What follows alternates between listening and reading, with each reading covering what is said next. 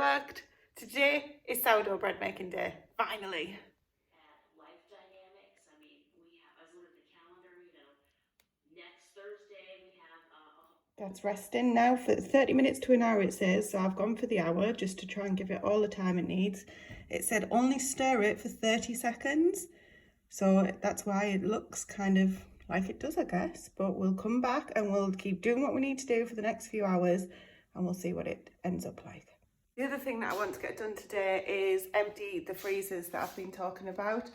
The middle freezer, as I call it, had the bones in, the turkey carcasses. So they obviously got processed yesterday. Well, half of them did. So I'm going to pressure can those and then get the other half on once the pressure can is finished. But first of all, I'm going to go in the freezers and try and get that middle freezer switched off now, see if that makes a difference to the electricity bill. But also because the other two, so we've got 3 big chest freezers, the other 2 freezers now are they're going down in volume, what's in them.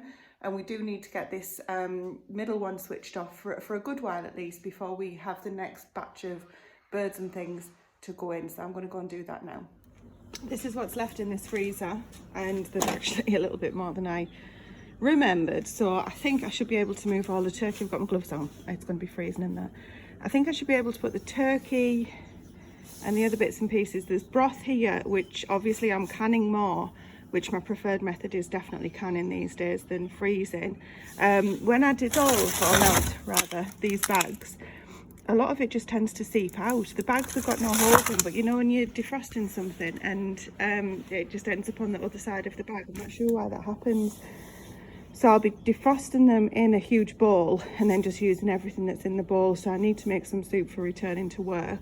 So I will be using a lot of these. I'm going to take these out.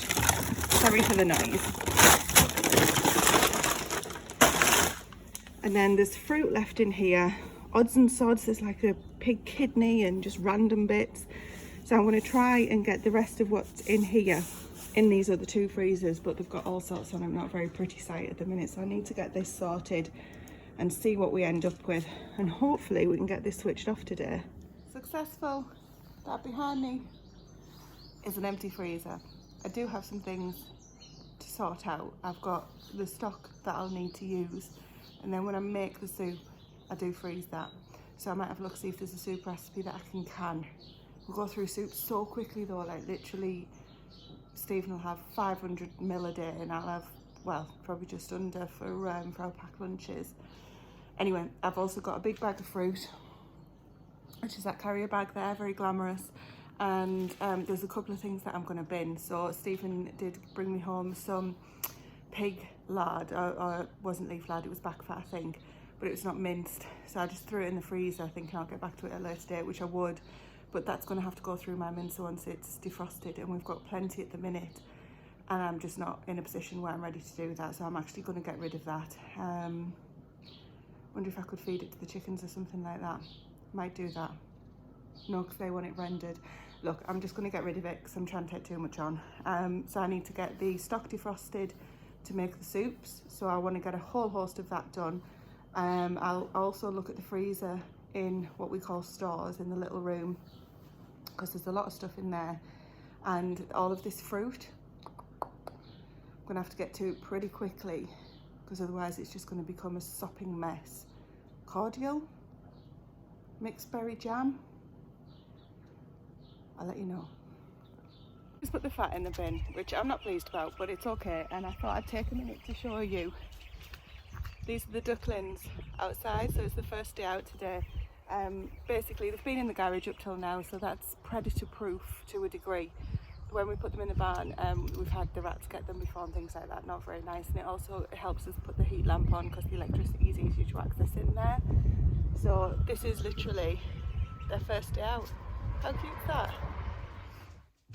So we're back in the kitchen and I'm putting this cordial together. Well, when I say that, I'm literally putting all of the frozen fruit into my huge jam pan and I'm going to pop it on the gas outside.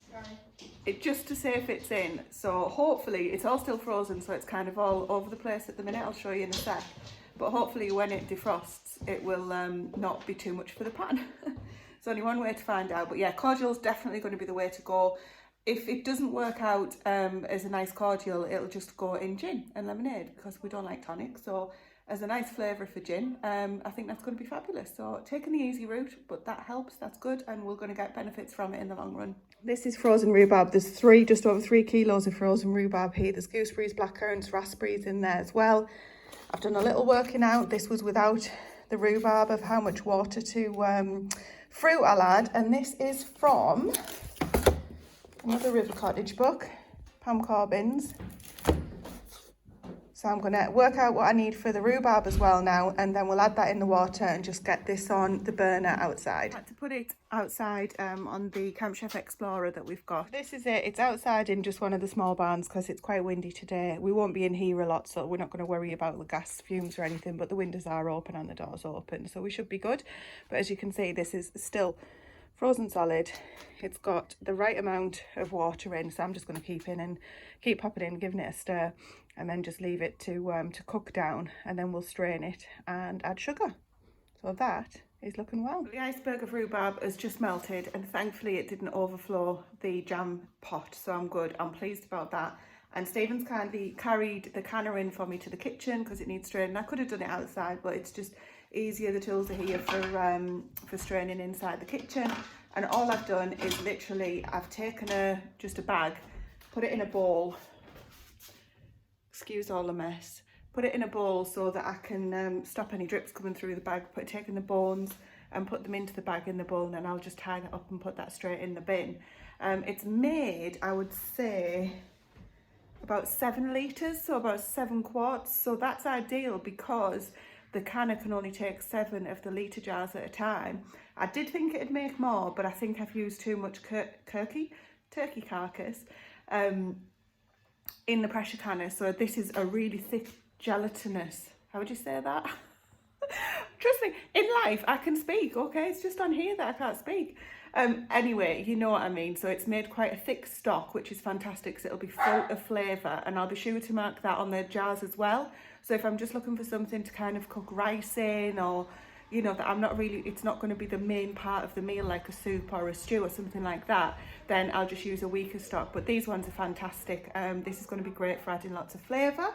So I do have another lot to do, which I'll get on at some point, but for now I've tipped this out. I'll show you the setup that I've got into another big stock pot, and I'm just going to, as I say, get the bones and the leftover veggies wrapped up and put in the bin. I would compost them, but it attracts the foxes and the rats and etc, etc, so I'll just wrap it up tight and get it in the wheelie bin. What do you guys do if you make stock with your bones and things? Just the same, just put them in the rubbish? Anyway, so this is going to be fab, and I'm going to get this pressure canned tonight when I'm cooking tea outside, because I think that's going to be the best use of the time.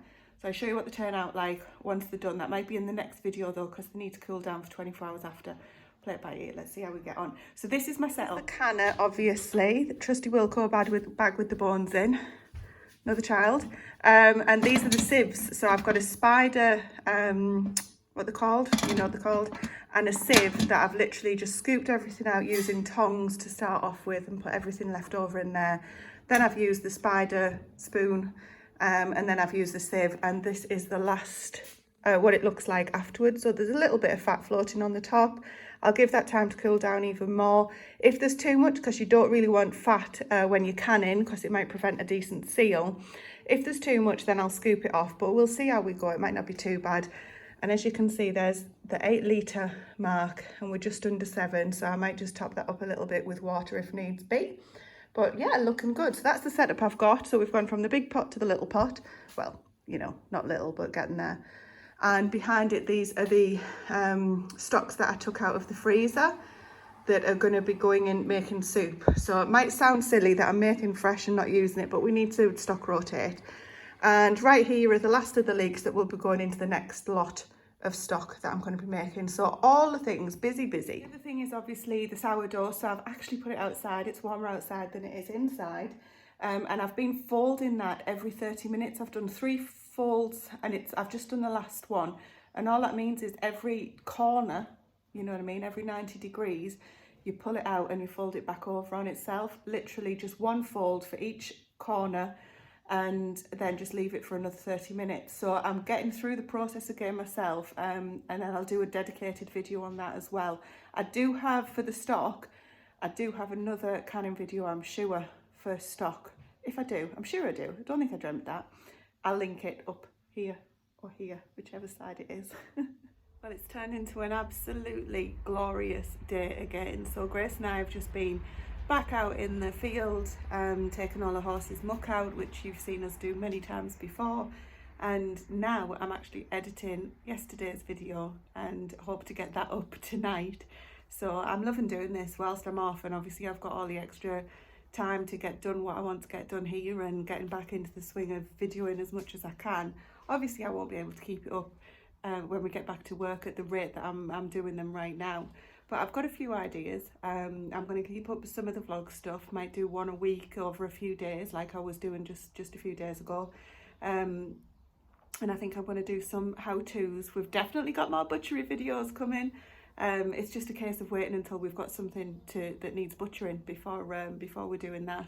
So, you know, but I'm absolutely loving it. I'm really enjoying it. I'm finding my balance of what's working well and what's not.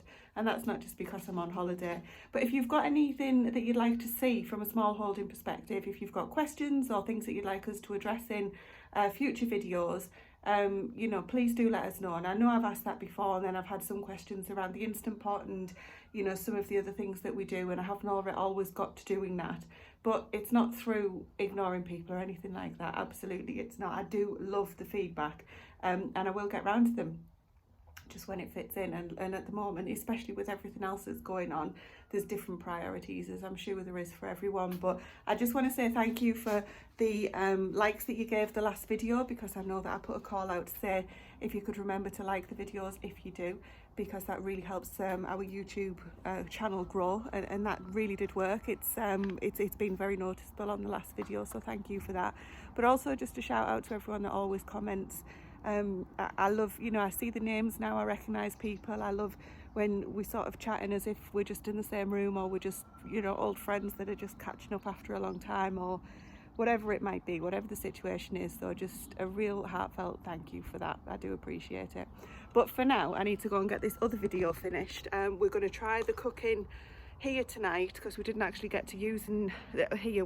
By here I mean at the top, the new bit that Stephen's just made, because we didn't end up using that last night. We went out because we're on holiday, and why not? So they've asked for sausages tonight, which is super easy, so fine by me, because there's no extra cooking involved.